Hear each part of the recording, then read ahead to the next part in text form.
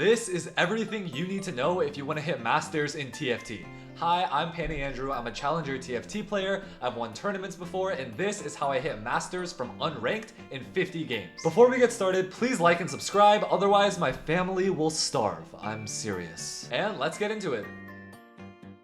After I played my first game, I realized that this challenge would be way too easy for me and not that helpful for you guys, because if I'm just playing normally, like a challenger player I guess, it's hard to keep track of everything that a challenger player is doing better than their lower elo counterparts, right? Econ, item economy, line selection, augments, the list goes on, and that's why for each section I'm just going to be going over the most interesting decisions I make, provide context as to why I made that decision, and provide 2 to 3 actionable pieces of advice to get you out of your elo.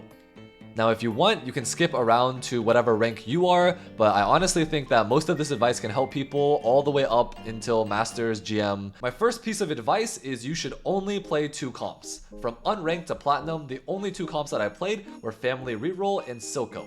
Now, I know how to play these comps because I've played them like 100 times before, but if you don't know how to play these comps, then an easy way to learn is, you can either look at a YouTube guide or you can go on TFT Academy. Now, these guides are not going to be perfect at all, but if you just follow them, then you're going to have no problem climbing out of gold. And the reason why I think you should only play 1 or 2 comps on your climb, especially towards platinum, is because there's so much other stuff that you need to focus on, right? Like your economy, your item economy, what augments you want to take, how to play your early and mid game. If you spend all your time focusing what comp should I play, you're gonna, what's the saying? You're not stopping to smell the roses, you're only thinking about what comp you're gonna play at the end, and all the micro decisions that you make on your first 2 stages have a lot more impact than the comp that you play at the end. My second piece of advice is you should focus on making as much money as possible. And the reason is, the more money you make in TFT, the more you can actually play the game.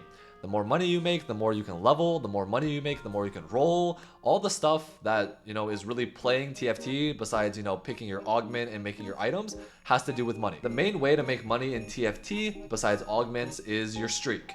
Now, there are 2 different ways to streak. You can either win streak or lose streak, and they both have their merits to them, especially in lower elos. Lose streaking is the most consistent way to make money, especially because when you're in gold or below, you don't really know how to make your board. Lose streaking is very easy. You just play your weakest board, and you should look around every once in a while to see if your board is the weakest in the entire lobby. And if you don't really know, then you can just sell a unit or 2 on your board, play less units than the other players, and you're probably going to lose. And the reason why I think lose streaking is very consistent and reliable, especially in lower elos, is because if you follow a comp guide and the majority of the players in your lobby do not, then your board is always going to be stronger than whatever hodgepodge kind of group they throw on their board. So as long as you're able to hit your board and your upgrades and you have the items that are set on the guide, then you will often be able to win out the game. And because you're in lower elo, you're probably going to be taking less damage per turn because people's boards are not as strong, and you're going to have a lot more time to make that transition. Alternatively, if you decide to learn how to play win streak,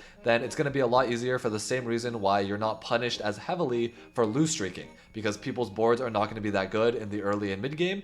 And if you're able to just slap together an upgraded board with some item slammed, you can probably win streak like 80-90% of the time. Honestly, all the games I played before plat were a complete stomp. I don't think I went first on all 12 of the games. There's nothing really to learn from any of this. The only thing I will say that I don't even think a lot of Masters and GM players would do is this moment right here, where I buy a Vladimir 1 in my shop and I roll 1 more time to see if there is a Mordekaiser. And because I hit this Mordekaiser, I'm able to sell the Vlad 2 I have on my board, play the Vlad 1, keep the same traits, but now I have a Mord 2 and a Vlad 1 instead of a Vlad 2 and a Mord 1. And I think this is the reason why I'm able to win this game. So this is a very small nuance that I don't think you should really think about. But if you're a higher rank and you're trying to optimize every point of your game, then keep this in mind. Platinum was still very easy, and even though I'm separating gold and plat, I largely think that the skill of the players is the same. But there were a few games that were closer first. I had to try a little harder for the first. And I finally got my first bot 4 playing the Vladimir Hero Augment. So what did I do? What did I change between gold and plat? I added 2 more comps to my list. Now I could play Twitch for a level 8 comp, and I could also play Twisted Fate Reroll as one of my reroll comps. That's really the only change I made throughout Gold and Plat. I played largely the same. The only piece of advice I have in Platinum is to try more often to make your strongest board, because I don't know if it was because I was in Smurf queue or if the players in Platinum are just demons now, but the players could the players could capitalize on their high rolling, and if I didn't absolutely cap out my board, I think I might have been going bot 4 in some of these games, right? Because if I was there are a lot of games that I would take a lose streak augment, or I would just lose streak for the econ.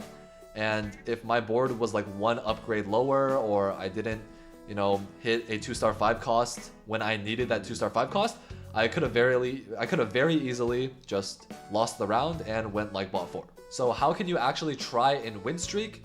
This sounds like the most obvious piece of advice, but a lot of players don't do this. Like honestly, I remember a time when I was GM like a few sets ago, I got coached by a challenger player, and he asked me why I didn't hold on to certain units in my shop, and I just couldn't respond. The reason why is just I wasn't looking at my shop. So the most obvious piece of advice, just look at your shop and think to yourself, if this is a pair that I can hold and it doesn't cost me any amount of money, then I should buy it, and I can either play it on my next level, or I can play it over a unit on my board if I hit the 2-star version.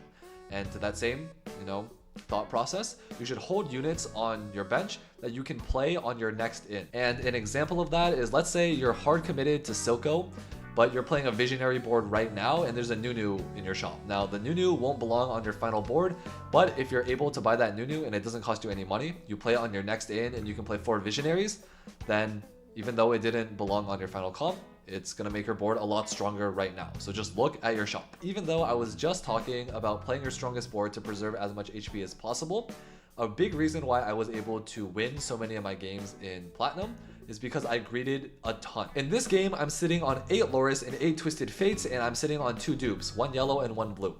Normally, you would just, dupe both of them and you get your 3 stars immediately. It doesn't matter that you really, quote unquote, wasted a yellow dupe on a 3-cost unit, right? But instead, I decided to roll for one of them 3-star and then blue dupe the other.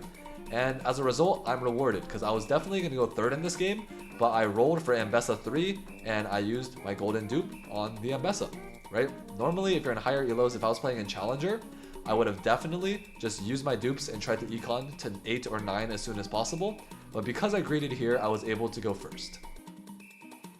And after 18 games, I was in Emerald, and as much as I hate to admit it, Emerald players have just the slightest level of competency.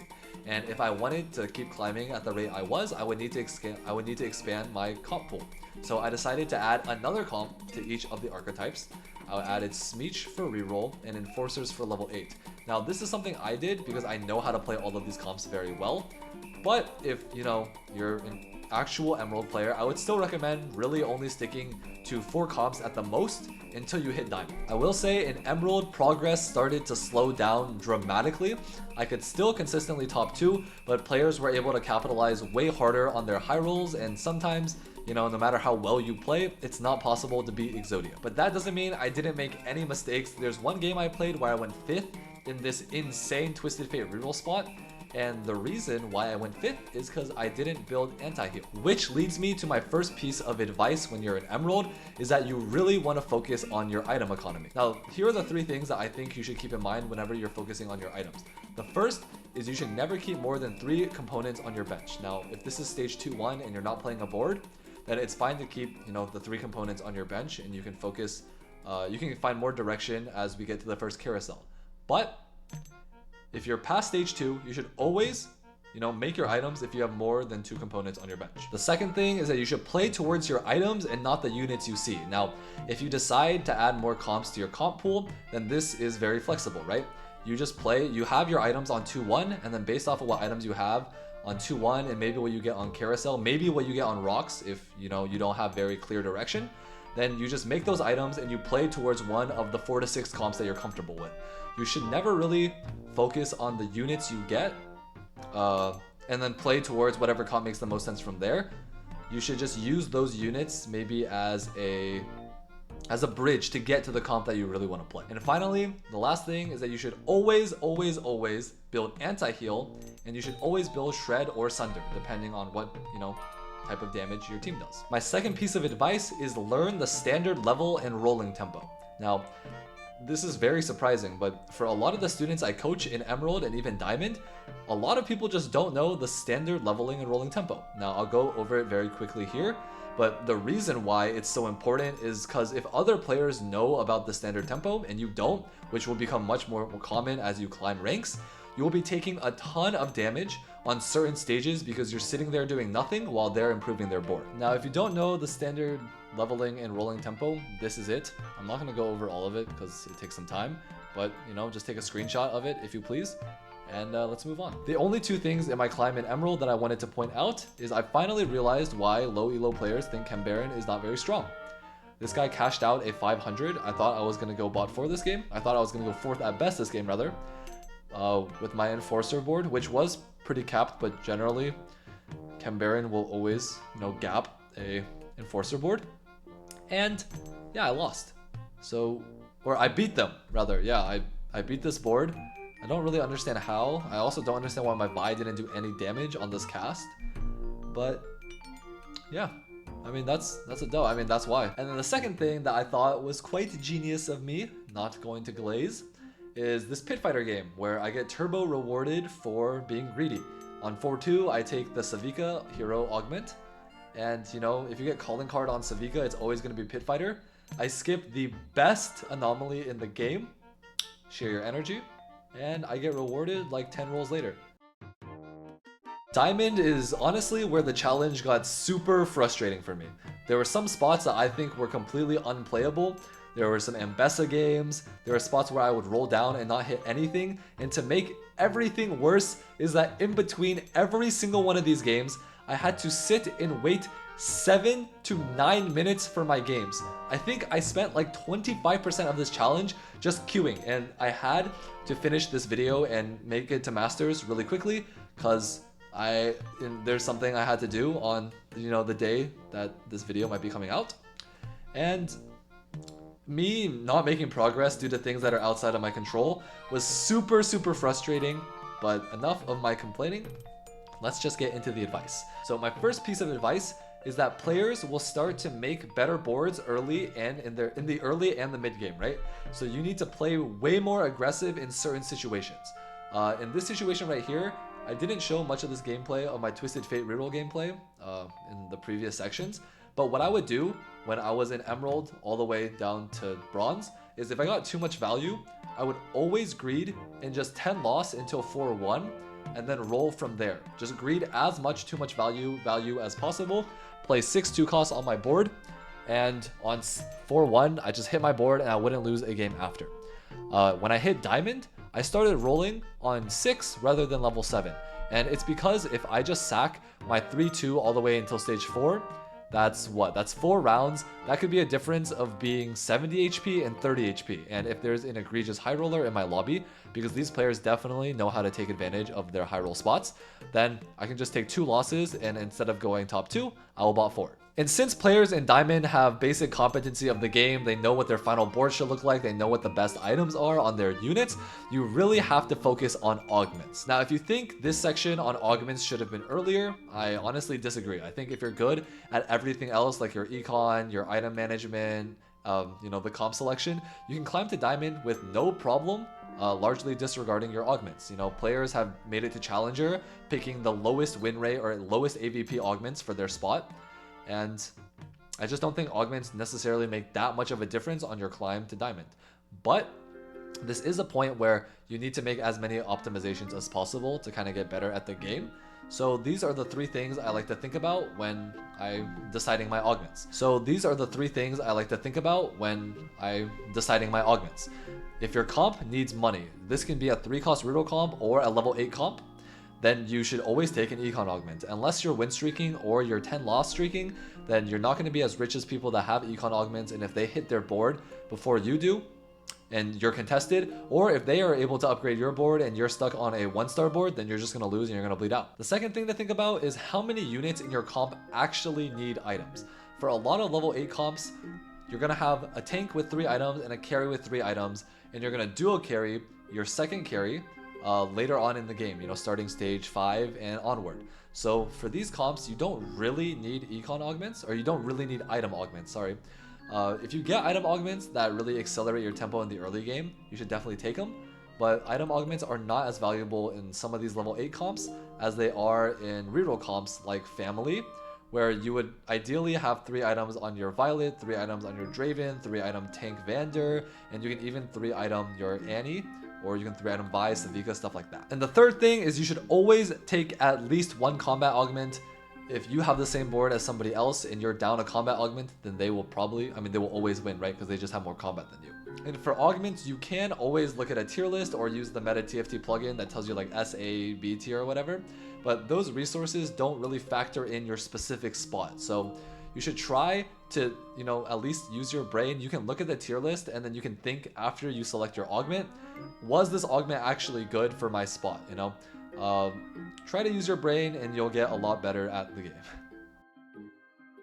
Now, even though I ended this challenge when I hit Masters, after I hit Diamond 3, I was the only Diamond player in any of my games. So I thought I would go over what you should start focusing on once you hit Masters. And the simple answer is to improve everything. Even if you think you're good at making your items, making econ, selecting the best augment, you aren't. Because if you were actually good at those things, you wouldn't be Masters. So how can you actually improve at TFT from this point? Well, the first thing I would do is download a VOD replays thing, either Insights Capture or Outplayed.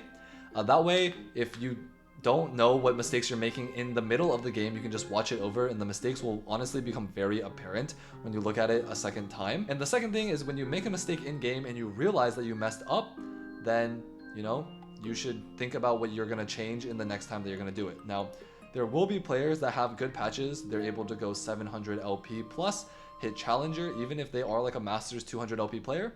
But if you don't actually take the time to improve, you'll never consistently climb. So yeah, don't let a win streak get to your head. Hashtag stay humble, and yeah, you'll improve from there. Oh, finally, man. This is the worst challenge ever. Never do this.